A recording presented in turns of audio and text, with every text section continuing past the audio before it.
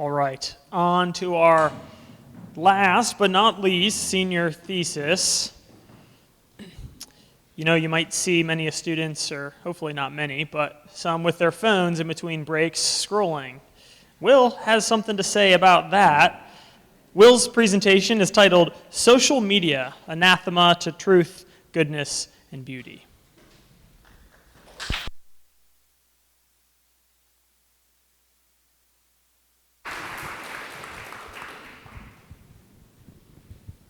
In his work, The Republic, Plato gives us what's now commonly known as the allegory of the cave. The allegory is as follows. Several men are bound in a cave facing the back of the cave.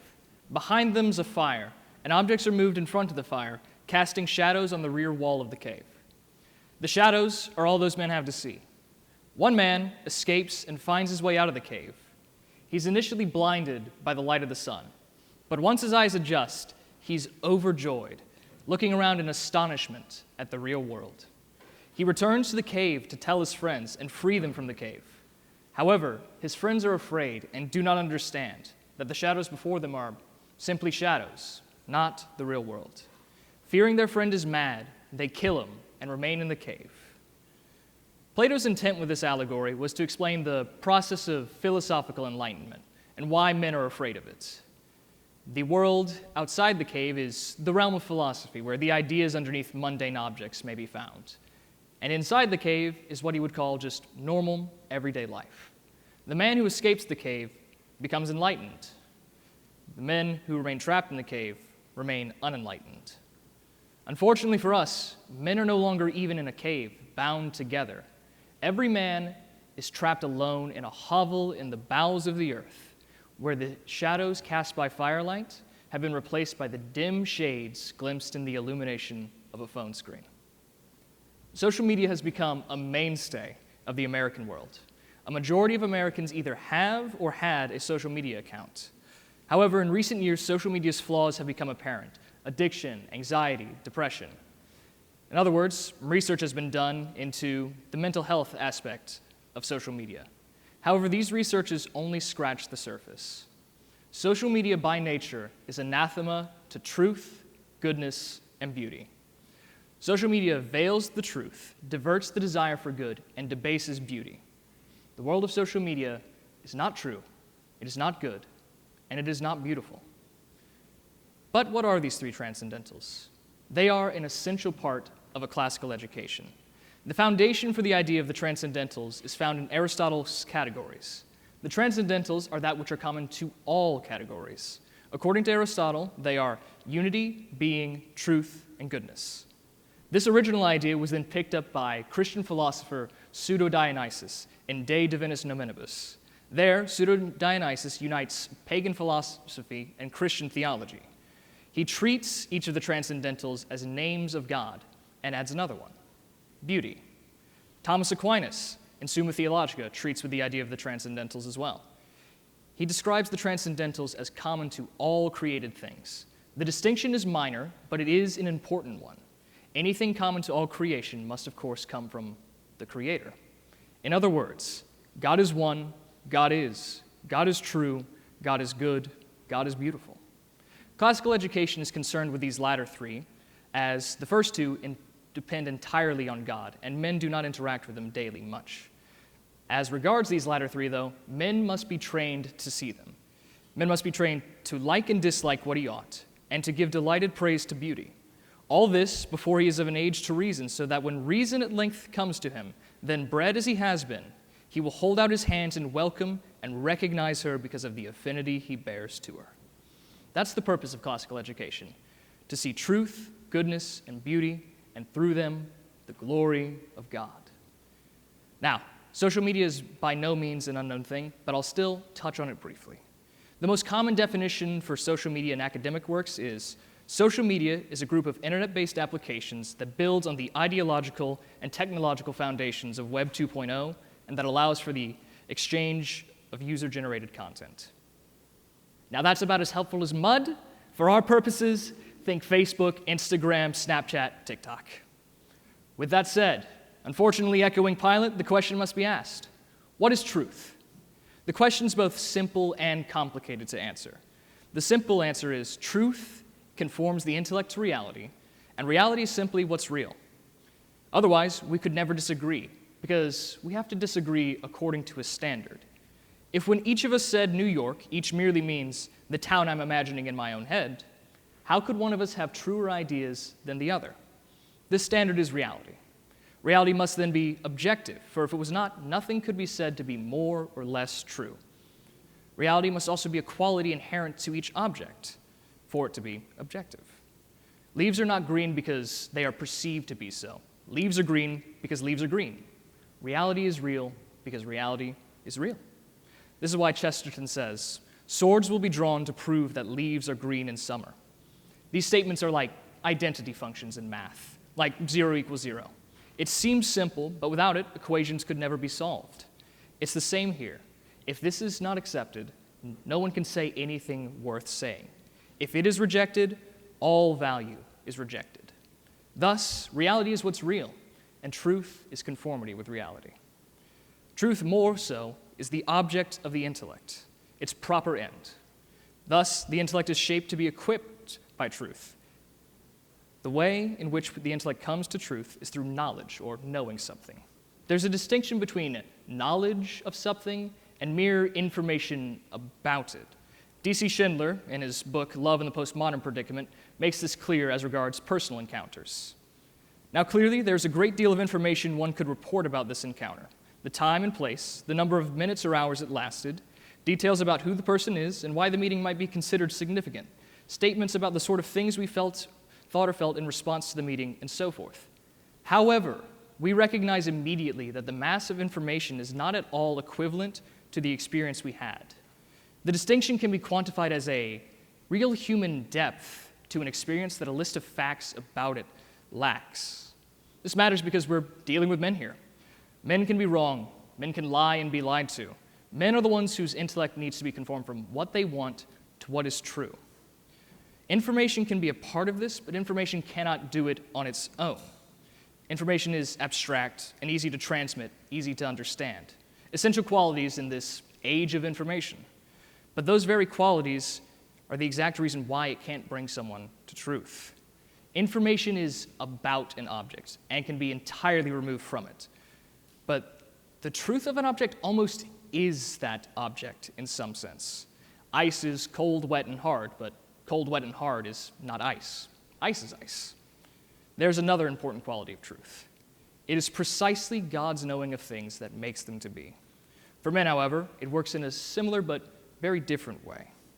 To know is thus to enter into the inmost being of a thing, and to allow that being to enter our own inmost reality. This exchange changes that inmost reality. It changes you as a person. It conforms you to reality as it is. In other words, your intellect is conformed to God's intellect. Social media, unfortunately, can only give information on an event, a description, and that cannot conform the intellect. Information can reinforce a perception, though. That's why social media commonly serves as an ideological echo chamber. More accurately, it serves as a temple to self and one's own vision of reality. From the beginning, men have tried to become like God. The temptation was not knowledge of good and evil. The temptation was to become like God. In the construction of the Tower of Babel, men sought to ascend to the heavens to be like God. Of course, men cannot be like God. It doesn't stop us from trying anyway. Real things are true since they are conformed to the divine intellect. Men cannot hope to be like God in this regard. No act of intellect can directly affect a reality. Unfortunately, social media can serve as a substitute. Social media is meant to serve as a supplement to real-life socializing. As a consequence of this and the mere fact of its artificiality, its framework is phantasmal. This means men can almost do what they want, directly affect a reality in some sense, without much more physical effort than is necessary to manipulate a touchscreen. This has resulted in the creation of fully online communities, fully online lives, where men can convince themselves that they are gods of their own realities. And these are not reality, merely an image of it, and a poor one at that. A subjective soul can't see this, though. They begin to place their hope, their love, their trust, and affection in a thing lesser than themselves simply because by being lesser than themselves, they have a sense of control over it. They also can't get anything from it. A reality that conforms is no reality. And as I said, truth conforms the intellect to reality. So what then is something that appears to do the exact opposite, conform a reality to the intellect? By definition, it is a lie.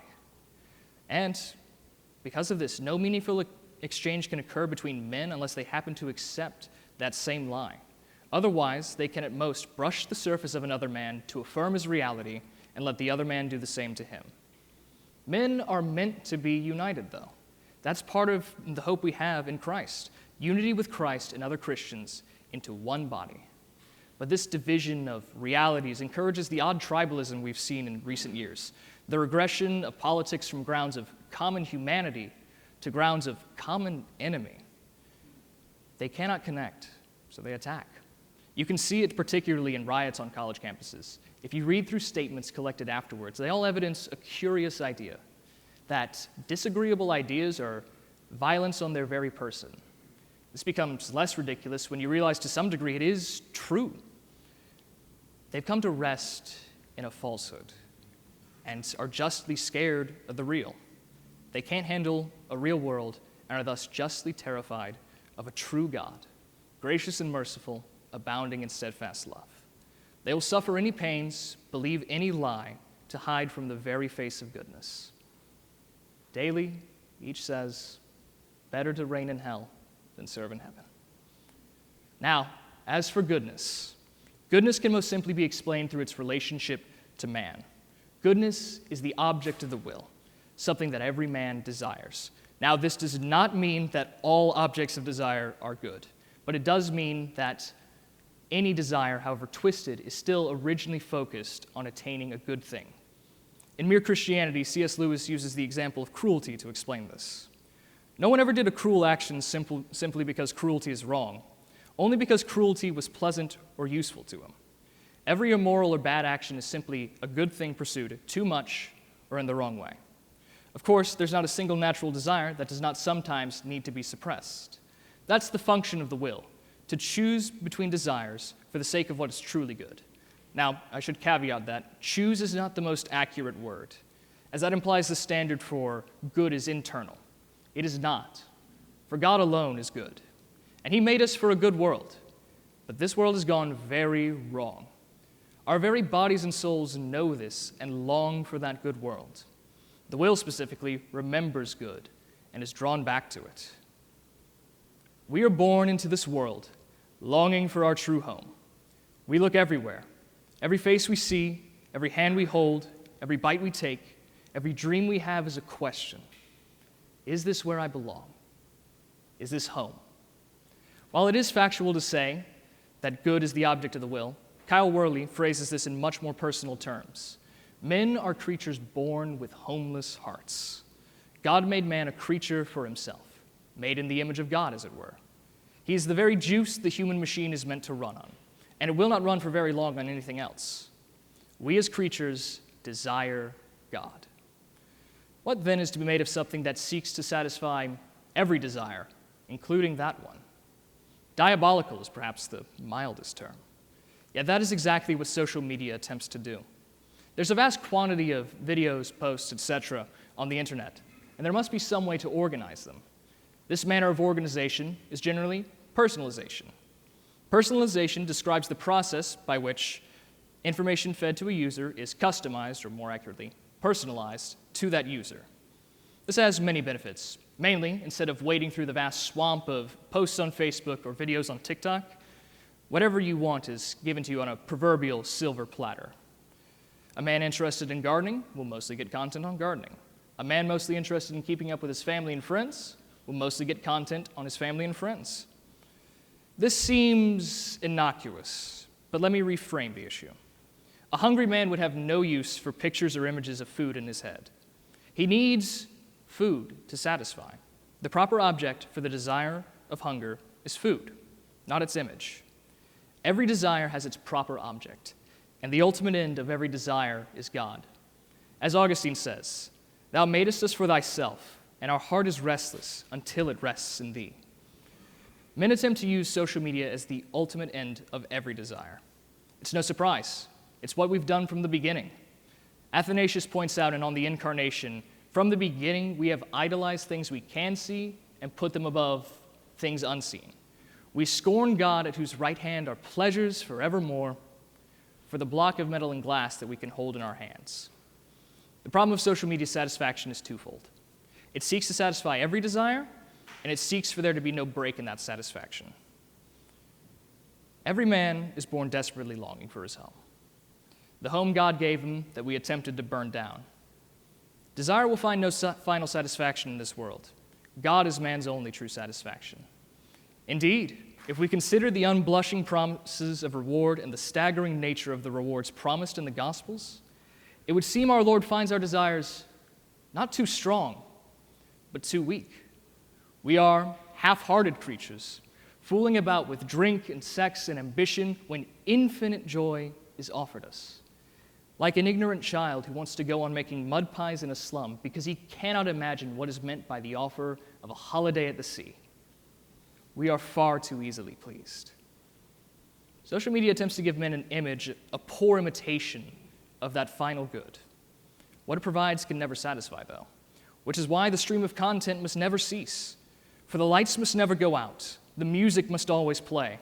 All the conventions conspire to make this fort assume the furniture of home, lest we should see where we are, lost in a haunted wood, children afraid of the night, who have never been happy or good. Seeking to be satisfied in worldly things is often compared to trying to fill a well with an eyedropper. That problem can't be solved by simply trying to fill the well faster. All you've got to use is an eyedropper. Using it quickly, though, gives a sense of dynamism, that one is doing something productive, to distract you from the fact that you will never be satisfied by it. Social media diverts men's desire for God to itself. Now, the result of this for the non-Christian is obvious. He'll be led astray, following a stream that is filled with the image of his every desire. He'll swim along this stream all his days, thinking at the end lies the ocean. The stream will become narrower and narrower. He'll tell himself, this is just the narrows before the mouth of the stream. He will not find the mouth. He'll be left gasping in the desert. Christians are not safe either. In this stream lies syncretism in wait, waiting for the unsuspecting Christian to take a dip in the stream so he may cage the Christian in worldliness, convincing him his happiness is found in Christianity and this modern theology, Christianity and this promotion, Christianity and this new house, Christianity and. This is by no means new, or is it unique to social media? Neither is idolatry, but social media is particularly good at it. It is an idol by definition, taking unto itself what ought to be given to God. And in a Christian, idolatry should be dead, and if it is not, he should be actively hunting for it. You cannot have two masters. You cannot serve God and social media. Now, to both the last and first of the transcendentals, and perhaps the most misunderstood, beauty. Anyone who wants to consider beauty must immediately toss out any notion of it being in the eye of the beholder, that is, of it being subjective. Beauty has, in the modern view, been devalued to the feeling of pleasure induced by certain objects. This is unsurprisingly in accordance with the rest of the modern debasement of the transcendentals. It makes beauty an internal quality, the quality of pleasure induced. With beauty denigrated so, it's no wonder that the rest of the transcendentals are as well. Beauty is essentially the threshold of the transcendentals. Without beauty, it's very difficult, if not impossible, to consider goodness or truth. This is because beauty is inherently connected with love in a way that's difficult to describe. It's similar to the connection of the will to goodness. Something beautiful draws on love. The difference is, while the will is partially internal, love, by definition, must be external. For love is described as the unity between lover and beloved. This unity changes both lover and beloved. You can see this in sciences. A lover of a particular science or art gains the skills pertaining to that art or science. The art or science gains the contributions of that particular lover. Because love is the very means of connection between real things. No meaningful exchange can occur without it. If I speak in the tongues of men and of angels, but have not love, I am a noisy gong or a clanging cymbal. Paul's not attempting to make some grandiose statement here. He quite literally means that without love, speech, however skillful, is useless. Love is at base a union, which is why the endpoint of romantic love is marriage. Marriage is a union in body, soul, and mind between husband and wife, an image of the glory of the unity of Christians with Christ. Unity is itself a transcendental. In fact, it's first among them, which leads to another important quality of love. It's not just the door to the transcendentals, but it's the very bridge between them. And beauty first blows the ember of love into a flame, which lights the rest of the transcendentals. Now, every natural thing is, to some degree, beautiful. As for artificial things, they can lack beauty, just as they can be ill-made or simply be wrong. What separates one from the other is hard to nail down. But beauty's purpose is to invite men into considering an object's truth and goodness. Then, if an artificial object fails to do either, then automatically it's not beautiful. The conclusion's obvious. Social media is neither true nor good. It cannot be beautiful. Social media may perhaps stir up the feeling that precedes love, which we call by the same name, but when this love brings a man up to goodness, where does it lead? Not to the proper end of goodness, but instead to idolatry. And then next, the intellect is conformed to a falsehood. Social media may have begun as a tool to connect men, but it now serves to seduce them away from the Lord their God. Is it any wonder? The road to hell is always paved with good intentions. Now, social media's widespread use, despite its manifest malice, does beg a question. Should Christians use it? Absolutely not. No matter how many use it, Christians should, as individuals, should not use it. Christians can enter into many places and should as part of the Great Commission. Nightclubs, war-torn towns, and concentration camps. Each one requires the good news. Social media seems no different. It's a place where millions on millions of men interact daily. It seems the perfect platform to make disciples of all nations. It is not. The connectivity social media provides is false. Reality provides a common ground for men, for them to step outside themselves and interact meaningfully. But social media as a common ground is inherently weaker than reality and inherently weaker than men. Men were made by God. Social media was not. Social media bends under their weight, so to speak. This means two men speaking to each other on social media are more like two men speaking to each other on two different planets. And not to mention, there's that odd shallowness to it. If you take interaction in the real world, there's so much depth. There's physical appearance, there's tone, expression, memory. Contrasted with the primary form of communication on social media, generally text-based with a couple of images to supplement. But there's a great deal of difference between real interaction and that. Take, for instance, say, a post that quotes, "Not only that, we rejoice in our sufferings, knowing that suffering produces endurance, endurance produces character, and character produces hope." And a man who says the same, battling cancer, crippled by chemotherapy, with a smile on his face and a joy in his eyes. But social media can't provide those personal details without appearing conceited. Besides, description can only invoke an image of a thing, not a thing itself. There's a fundamental separation between a reality and the variety of information that can be recorded about it. Social media oversimplifies connection and relationships. How then can it be used to witness to the greatest restoration of relationship known to man? A phantasmal relationship cannot bring a man into the wonderful unity with God that is ours in Christ Jesus. It's hardly sufficient to tell of worldly things. It can in no way tell of heavenly things. Now, another question may arise. Do the problems of social media apply to other forms of media as well? At first, this may seem to be the case, but take, for instance, a movie. A movie can serve to satisfy desire to some degree, but that's accidental, not incidental. A movie director obeys the prompting of his own creativity. He's not considering how to make clear a message. He's considering how to create what he envisions. At any rate, that's what good ones do. Bad ones try and make a message and come off stilted and preachy. Social media, though, is the exact inverse. Satisfaction of desire is its very purpose. It is not an accident. and there's no particular governing creative vision present. Of course, other forms of media do have their own problems, but there's a key difference. While all of them can lie, while all of them can be used for ill purposes, when they do, it's because of the man behind them, who could have equally used it for a good purpose. Not so with social media. It lies and diverts by its own nature. One final question, though, remains. Whether one particular social media site is worse than another. Certainly there has to be one that's the worst and then another one that's the least bad, but that does not matter. It does not change the fact that all of them are bad. Social media is unlike other forms of media. It is bad by nature. It's a wind-up charlatan, top hat, curled mustache, and all. Men wind it up and have it entertain them, and all the while it does so, it lies and lies and lies. One may as well ask, which head of the Hydra is worse? It does not matter. It's all one serpent.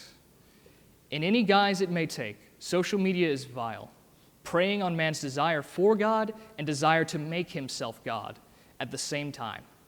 If any creature were so specialized to exploit our weaknesses, it would be our natural predator. Social media is anathema to the three transcendentals. Though society at large may not be aware of or care for them, the damage social media does to them is being felt. Social media disconnects them from truth and thus reality, which hides from their sight the one true God. The twisting, changing, serpentine nature of it makes it the most effective personalized idol known to man. Any beauty present in it is corrupted into mere seduction, because instead of leading to goodness and truth, it leads to idolatry and deceit. The damage social media causes to the three transcendentals divides men and traps them in an underworld all their own. Christians should seek to remove themselves from social media.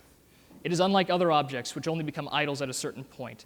Its very purpose is idolatry. And while Christians are somewhat protected from the danger of being lied to, the danger of Christianity is still present, of being swept up in foolish, ignorant controversies. You know that they breed quarrels. Christians should remove themselves from social media and engage more fully with reality. And fortunately for us, other men must occasionally venture into reality as well. And my friends, we have good news to give them. Christ came, lived a perfect life, died on the cross, and the third day he rose and now sits ruling and reigning at the right hand of the Father, having conquered sin and death. Because of him, we can be redeemed, restored to a right relationship with God. We can come home, not because of anything you or I could ever do, but because of who he is and what he has done. Now, more pressing than ever, is the need to go out, to save men from their own personal hell. Go, therefore, and make disciples of all nations.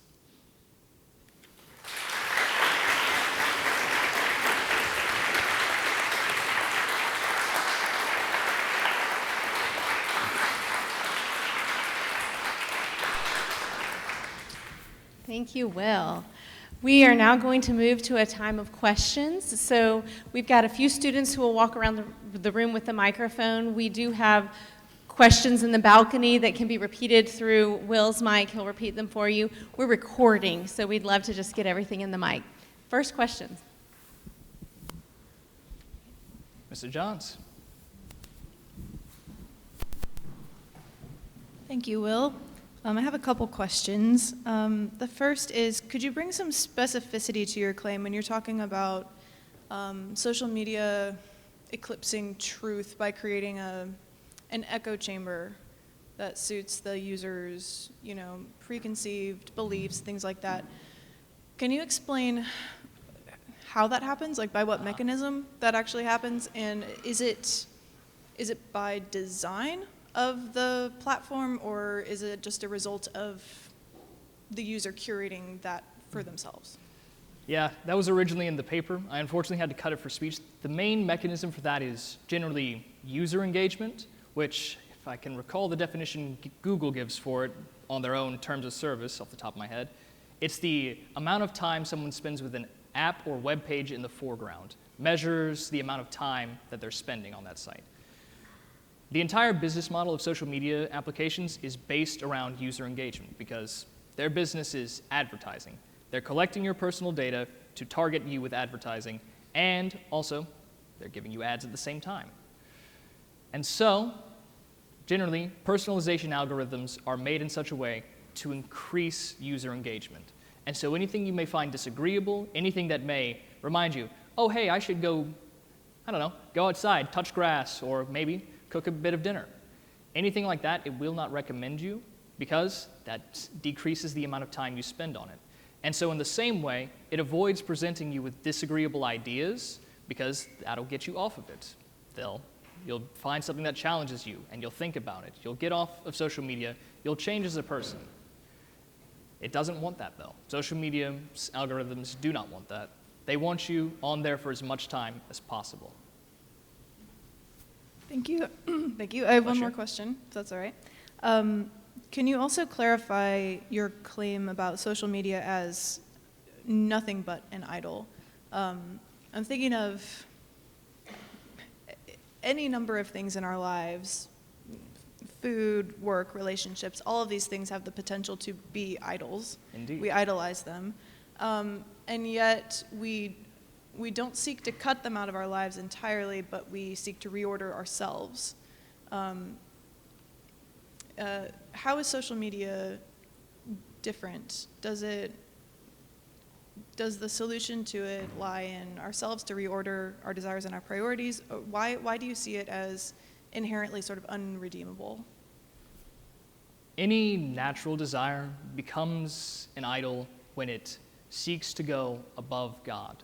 Whenever you try and put anything in your life above God, it will torment you, it will become an idol. In submission to God, then it is working as intended. But social media's very purpose is it's almost worldliness personified in a way. It's focusing you in constantly on things seen rather than things unseen. It takes to itself each of your desires, your desire for the infinite. Like say, for instance, many people use social media as a way to hold on to their memories and also to possibly plan future events for themselves. That almost pulls on our desire for eternity. We as creatures we desire to be like God in the way of being eternal. We want to not have our being rationed into this very present moment. We would desire to be like God, being at all times, in all places, past, present, future. That's part of what social media does, pulls on that desire, but more particularly, I'd say just worldliness in general is the main issue, as even while our normal desires can lead to worldliness, none are as effective as social media at it. It's odd. Other things have purposes in and of themselves, but social media is almost very purposes, egging on your desire, essentially, trying to give you a phantasmal satisfaction. Other things, there can be other goods in them, like say, for instance, going out to eat. You meet people, you talk with them, you learn from them. Yeah. Social media, I think, by design, cannot be submitted to God. I was very long-winded, forgive me. Mr. Sparks.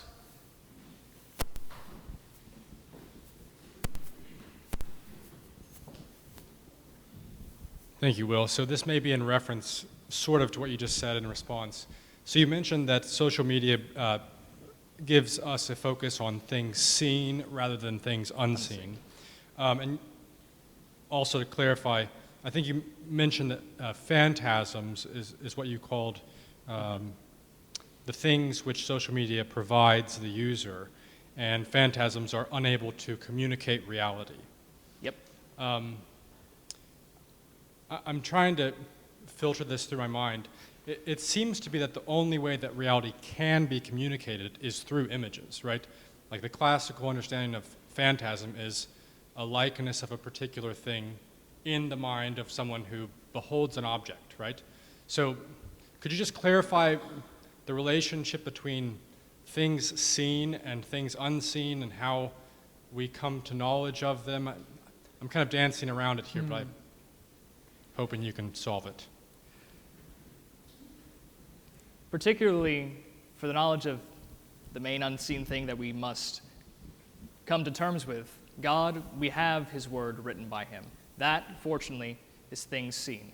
And you can also see, just wondering if you had further, in the incarnation, unseen, invisible God became flesh and dwelt among us. We, people who could be so easily distracted by what's in front of us, had God in flesh before us. And we also have the Gospels. We have the New Testament, written by men who had seen God in flesh. As for other unseen things, things such as concepts and whatnot, that's an interesting one to consider.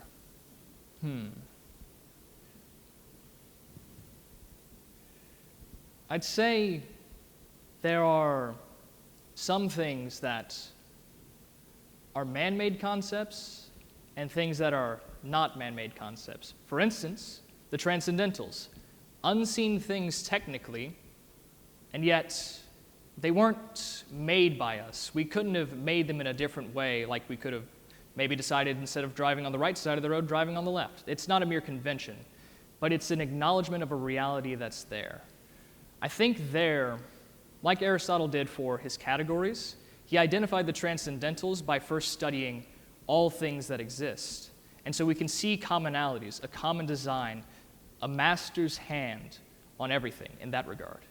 And as for man-made concepts, I'd say they are inherently somewhat phantasmal like that. Just, they are lesser things, for we are not God. Our creations are, by nature, lesser. So just to clarify, you would say that the social media platform somehow distorts individual particular things as opposed to experiencing them face to face. Yeah, especially because your initial perception of something, it's more difficult for that perception to be challenged by... Social media is not a direct presentation of reality, it's a phantasmal presentation of reality. For our ideas about something to be corrected, for our intellect to be conformed, that requires direct interaction with that object. Like I said, social media can only give you information on something, and that can reinforce your perception of it, but it cannot conform your intellect. Thank you. Well.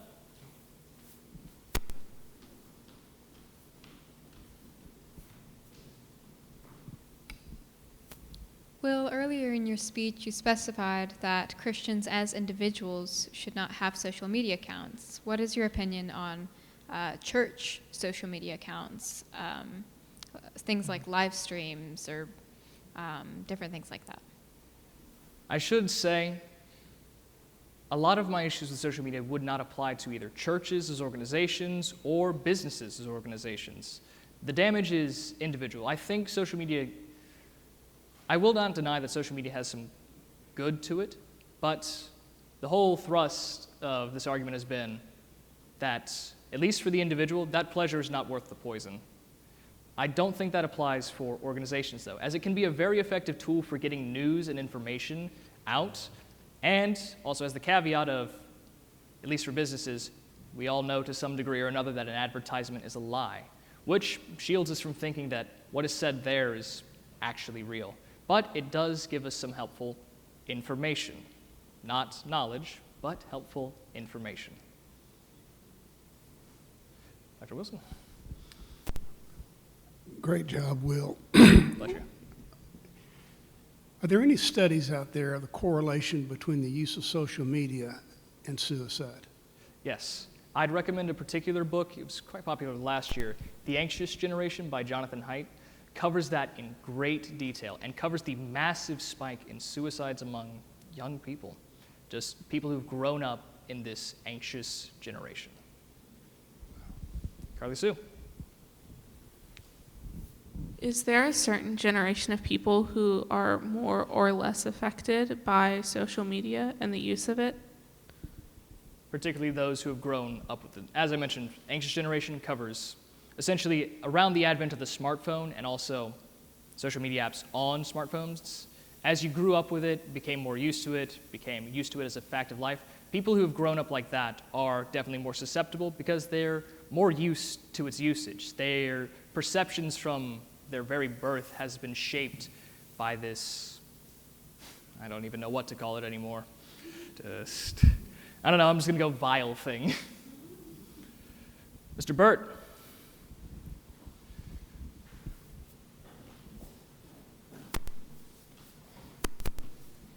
Thank you, Will, for answering some marvelous concepts of the transcendentals. I read recently a man who said that as most of us as Christians are objectivists and realists when it comes to truth and goodness. We believe in absolute truth, we believe in objective goodness, but we become relativists when it comes to beauty. I've noticed that as well. Does social media add to the relativism of our perception of beauty so that it becomes more in the eye of the beholder? Indeed it does, though I will say, particularly I've been convinced by arguments from D.C. Schindler and his book Love and the Postmodern Predicament, how that's more inherently connected to a problem we have as Americans, where we devalue objects to simply their use for us. This podium is only useful as a podium. It has no value and shouldn't be considered for anything else. There's nothing inherent about it. There's nothing useful about that chair to me right now, and so not even worth considering. We've devalued objects as a whole to whatever effect they have on us as individuals. And beauty, since it's directly connected with love, and love is by definition external, beauty is very hard to keep objective with that frame of mind. With that frame of mind, something that exists outside of me, not really affecting me, I don't understand how that could be beautiful. And so the modern definition of it being the quality of pleasure induced comes much more easily. It's the odd utilitarianism we have about reality now. Aristotle says that something is good if it performs a good effect. Am I correct when I say that? Do I understand him properly? And so that means that social media is not a good thing in totality because it does not produce a good effect. Is Indeed. that right? Is that what you're saying? And the ultimate effect of any object should be, even any desire, a simple desire for perhaps a quiet walk, any desire, any object, its ultimate good should be giving way to the desire for God. Social media doesn't do that. It tries to take that end unto itself. Unfortunately, it succeeds quite often. Sometimes, though, light still shines through. Well, I've had you in class twice over the last 4 years. Whatever you've been doing this past year, keep it up. That was a marvelous presentation. I will say, I have particularly to thank a lot of people in this row right here for that. Mr. Bush. Well done, Will. I actually commonplaced something you said when you mentioned that it's a good thing. You said truth conforms the intellect to reality. A lie conforms reality to the intellect. That's really fascinating, especially in an age in which man no longer tries to bring his mind into subjection with reality, but now actually oftentimes his body into subjection to his mind. Indeed. It's very fascinating. However, my question doesn't have all that much to do with that. Just a comment. First question, it's really hard to talk about social media without talking about 2009, 2010, the birth of the iPhone. It's so closely connected with this technological innovation. Are you suggesting, maybe in an underhanded way, that we should move away from a computer phone, a smartphone? Would your suggestion actually be that we go back to flip phones? Makes me think of, I forget exactly where it is. All things are lawful, but not all things are helpful. It may be the duty of a particular Christian at a particular time, if he cannot control his desires, to put away a smartphone entirely and depend entirely on a flip phone or a laptop. However, just reframe the issue to say that of temperance. Certain Christians may need to put away alcohol from themselves entirely. This does not mean that every Christian must entirely abstain from alcohol. Anything for a particular Christian that gets in the way of them and God should be put aside. And as I said, social media really can't be used in a way that doesn't get in between you and God. So that's why it as a whole should be set aside. However, smartphones have many uses that can be used for the glory of God and do not inhibit a Christian. But if the temptation is too strong, then they should put it away from themselves. Well said. At one point in your speech, you said we should give up social media, engage rightly with reality. All right, let's say I leave here, and tonight I'm thinking, I want to engage rightly with reality. What would you suggest I do? I would begin with prayer, specifically that God would increase your love. Love, as I said, was the unity between lover and beloved. It, by nature, pulls you out of yourself. And that is humility. The not thinking of yourself at all. Forgive me, I don't think I can say the entire quote from memory, but it makes me think of C.S. Lewis in Mere Christianity. Do not think whenever you see a humble man that he'll be what we call humble nowadays, a sort of greasy, smarmy person who's always telling you, of course, he's nobody. If you meet a truly humble man, perhaps all you'll think of him is that he seemed a cheerful, intelligent chap who really took an interest in what you said to him. He'll not be thinking about humility. He'll not be thinking about himself at all.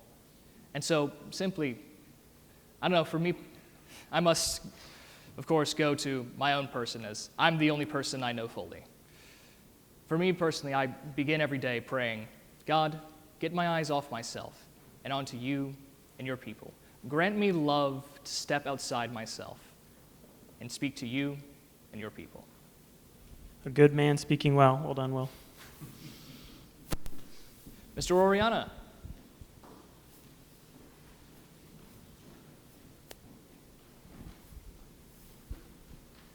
Will, I'm so impressed that your conversation is deep, deep. So, pardon my pea brain, but I'm about to ask a pea brain question. All good. So, let me see, how do I frame this? You mentioned information, and yet when I read the Bible, it says, in the beginning was the Word. The Word, to me, is information. Indeed. The Bible also says we were made in His image. So here's the what-if question. What if there was no fall? Would social media be okay? Oh, the $1,000,000 question there. What if there was no fall? That has many implications, not all of which we have time for here. And to be honest with you, I have considered before if there would even be technology without a fall, as in the beginning it was all good. There was no need for men to strive, to attempt to create, to fix anything, because it was all very good. I'd say more often than not, a lot of our attempts at technological advancement are unfortunately attempts to create heaven on earth. We've lost our home, and so we try and rebuild it, even though we can't. But considering just, say if somehow right here, right now, with our current technological development, somehow the effects of the fall were somehow reversed, I honestly think, while it would still remain in existence, I think men would cast aside social media because they don't need it. They don't need that phantasmal good. They have the presence of God united to themselves, walking with them daily. What good can compare to that? What simple pleasure could compare to the wonder of God Almighty?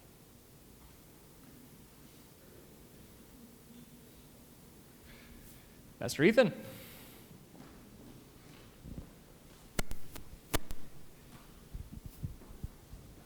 Great question. Tough to follow. Thanks for your hard work. You've thought deeply about this. I love how you left the room with the hope of Christ, right? If we're in this predicament together, how do we bring hope to a lost world, and then even for ourselves? Well, one has come to us, so thank you for that. early in the speech, you were establishing the difference between knowledge for the sake of truth and mere information. I'd love if you just briefly explore, let's rewind the clock like 500, 600 years.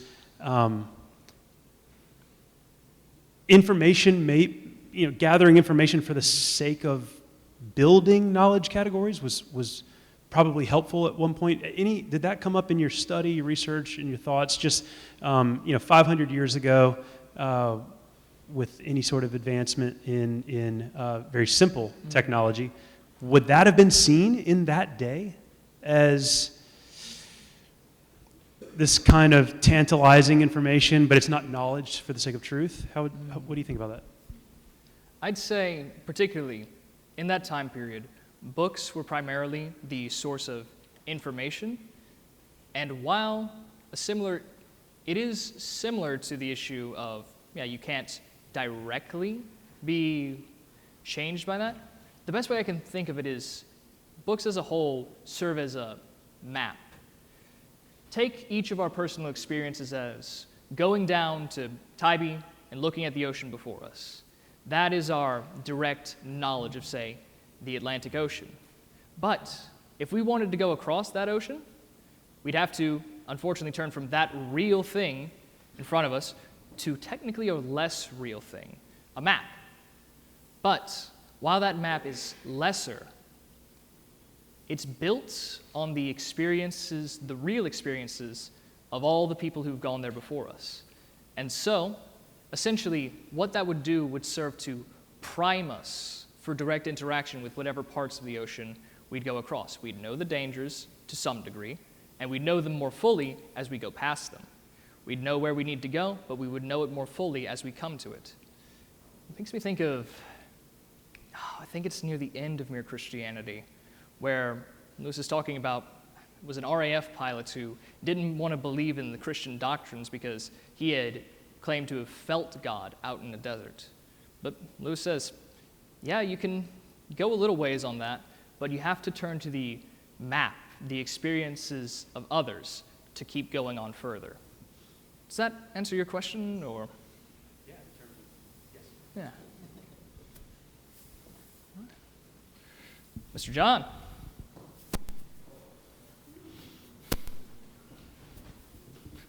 Let me get around so I can see you better. Hi. Oh, okay. So we it seems to me we're in the infancy of social media. I mean, coming up from a millennial, I mean, it was, I saw the internet when it was worse. And now I saw social media, and it seems like it's been bad, and it seems to be improving.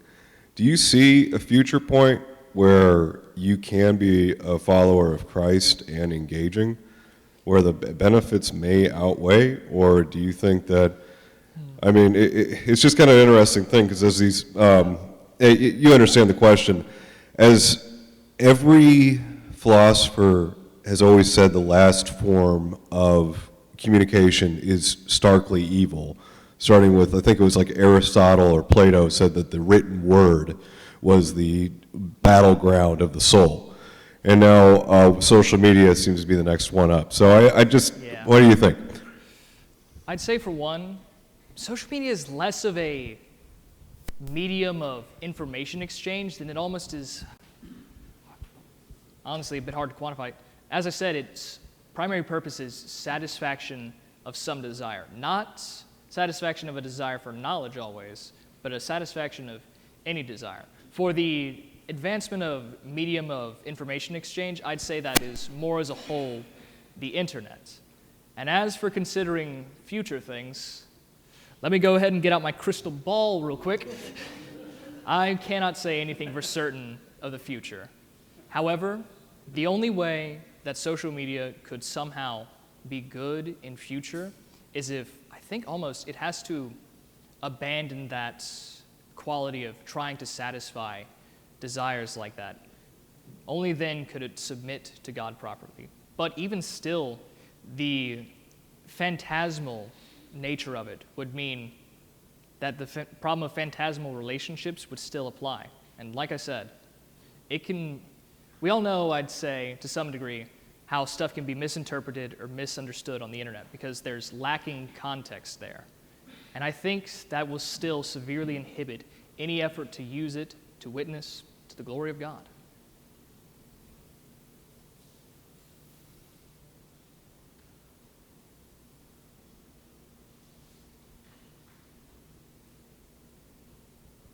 Going once, going twice. Thank you, audience. Excellent questions.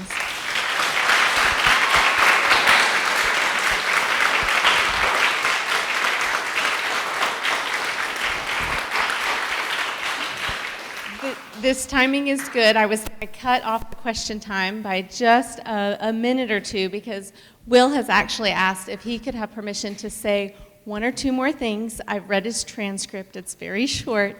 But he would like to share one more thing, particularly with this group, and then I'll give you some closing instructions. Indeed, ladies and gentlemen, I must ask just a bit more of your time. Up here and back there, in this front row, in the back of the room, are Joshua, Lucy, Carly Sue, Mary, Nora, and Belle. My classmates, my dear friends.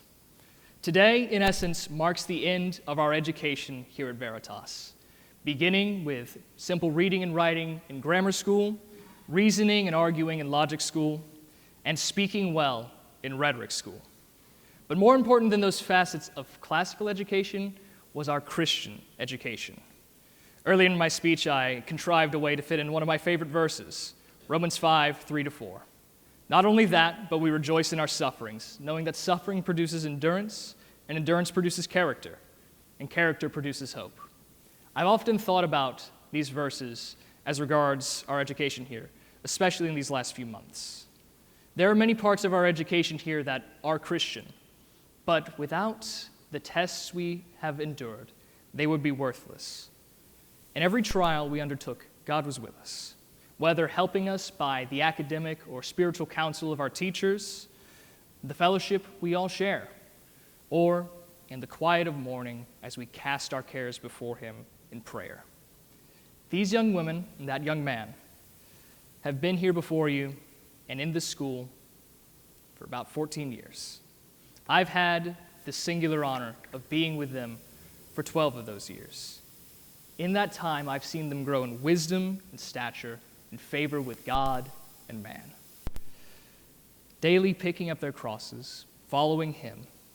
In this time, they've become like a family to me, brother and sisters all. Day by day, they each give me hope.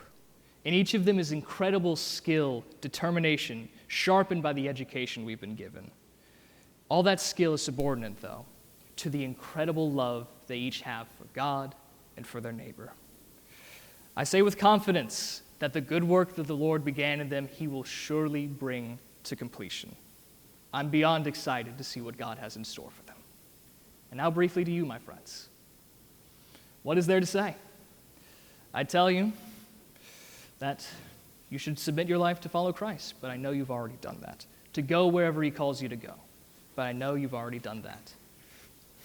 I tell you to work heartily as unto the Lord, not for men, but I know you already do that. I tell you this, I cherish every moment I've had with all of you. You've been my brother and sisters in Christ all my days, cheering me on when I ran with endurance the race set before us, picking me up when I stumbled. No, I will always be willing to help you or pray for you wherever you go. Hold fast to the love of the Lord your God. It's been a shining example to me and to others. So now faith, hope, and love abide. These three, but the greatest of these is love.